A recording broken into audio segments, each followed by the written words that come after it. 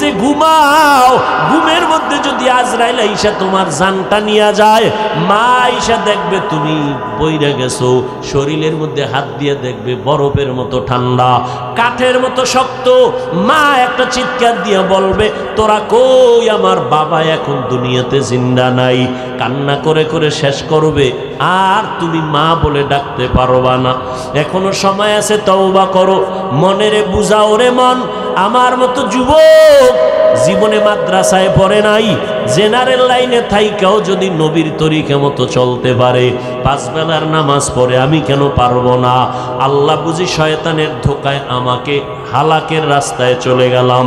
এখনো সময় আছে, আল্লাহকে মনে মনে ডাকো আর বলো।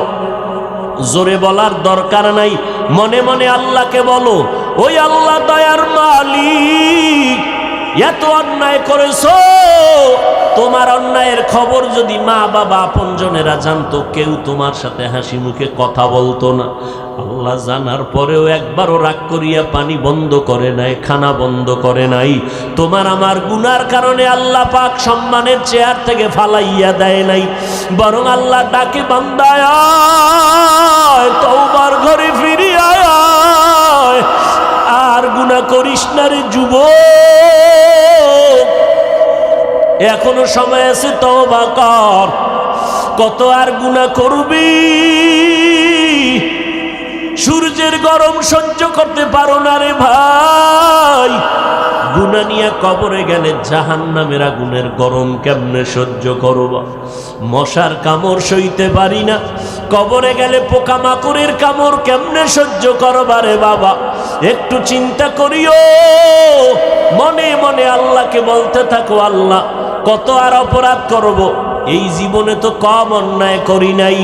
আজকে মনে হয় জানো, এই ময়দানে আমার মতো অপরাধী কেউ নাই। আমার অপরাধের কারণে আমার হাত না পাক, চোখ না পাক, জিহ্বা না পাক, অন্তর না পাক। আজকে তওবা করলাম, আল্লাহ যতদিন বেঁচে থাকবো আর কোনোদিন নামাজ ছাড়বো না, মা বাবারে কষ্ট দিব না। এ যুবক, ওই মা বাবার দোয়া ছাড়া আগাইতে পারবা না।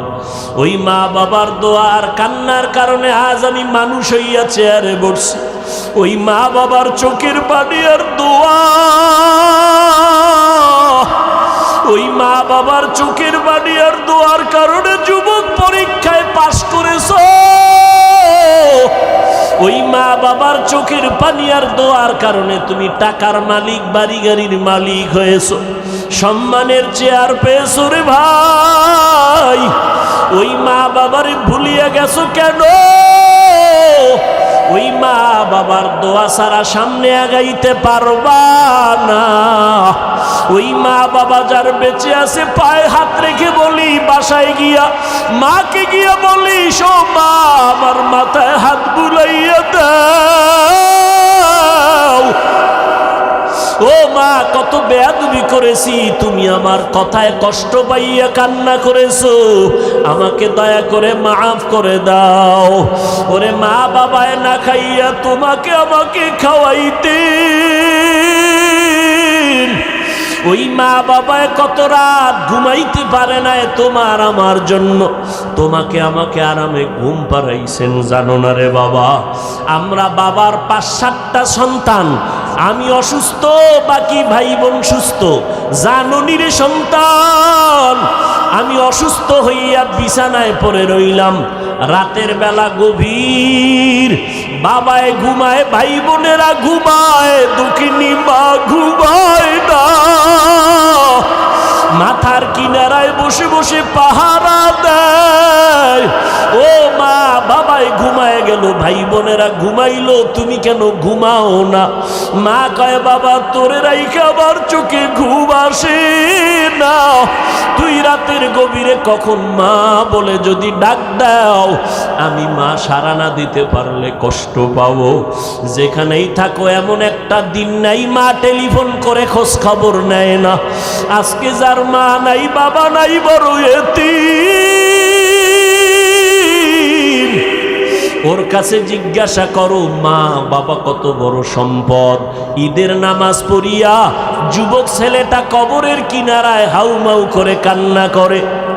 ও যুবক, ঈদের দিন সবাই আনন্দ করে, তুমি কবরের কিনারায় কান্না কেন করো? যুবক বলে, ভাইজান, গত ঈদের নামাজে আমার আব্বাকে নিয়ে এক যায় নামাজে ঈদের নামাজ আদায় করেছিলাম, আমার মা মাথায় হাত দিয়ে আদায় করবে। ও সন্তান, ওই মা বাবারে যারা এখনো পাইছো, দোয়া নাও, মা বাবার থেকে দোয়া নেওয়ার চেষ্টা করো। আর যার মা বাবা কবরে, 2 ফোঁটা চোখের পানি ছেড়ে একটু দোয়া করিও রে বাবা। ওই মা বাবায় কত দোয়া করেছে তোমার আমার জন্য, এখনো সময় আছে, বেয়াদবি করবা না। অন্তর থেকে আমার মাওলার কাছে তওবার নিয়তে বলো, আল্লাহ, মরে গেলে যাব, হায়াতের মালিক আল্লাহ, ইজ্জতের মালিক আল্লাহ, আজকে থেকে আর নামাজ ছাড়ব না, ওলামায়ে কেরামের বিরোধিতা করব না, মা বাবার দোয়া নিয়ে চলবো, 5 বেলার নামাজ পড়ব, স্কুলে পড়ি, যেখানেই থাকি নবীর সুন্নাত অনুযায়ী চলবো। আজকে থেকে আল্লাহ তোমার বিরুদ্ধে যাব না, আর কোনোদিন নবীর তরিকার বাইরে চলবো না। তওবা করার মতো যদি অন্তর তৈরি হয়, তবে এটাও একটা সত্য কথা, আবু জাহালকে 13টা বছর নবী বয়ান দিয়েও কালেমাওয়ালা বানাতে পারেন নাই। এই জমিনে কিয়ামত পর্যন্ত আবু জাহালের মতো শক্ত পাথরওয়ালা অন্তরের কিছু মানুষ থাকবে, হাজারো বয়ানে তাদের দিলটা নরম হবে না, চোখে পানি আসবে না, তওবার নিয়ত করবে না, বরং ময়দানের বাইরে গিয়া গীবত শেকায়াত করে করে আলেমদের বিরোধিতা করে গুনার পাল্লা ভারী করবে। আর একদল মানুষ ওমরের মতো মেজাজ, তওবার নিয়তে ময়দানে ঢুকবে, গুনার কথা স্মরণ করে যখন কবরের কথা স্মরণ হবে কান্না শুরু করে দিবে, এমন তওবা করে বের হবে, জীবনে আর গুনার কাছেও যাবে না। যাদের অন্তর তৈরি হয়ে গেছে, আর জীবনে আল্লাহকে বেজার করব না, নবীর তরিকার বাহিরে চলব না, মা বাবারে কষ্ট দিব না, ওলামায়ে কেরামের বিরোধিতা করে গুনাহগার হব না, দেশ জাতির বিরুদ্ধে ষড়যন্ত্র করব না, এমন তওবা করার যদি কারো অন্তর তৈরি হয়, অন্তরে যদি কোনো ধরনের দুর্বলতা না থাকে, আর দাড়ি কাটবা না, নামাজ ছাড়বা না, মা বাবার সাথে বেয়াদবি করবা না, তওবা করার মতো যদি খাঁটি নিয়ত হয়, যাদের খাঁটি নিয়ত আছে তাদেরকে বলবো, 2 হাত আমার আল্লাহকে দেখাইয়া দাও।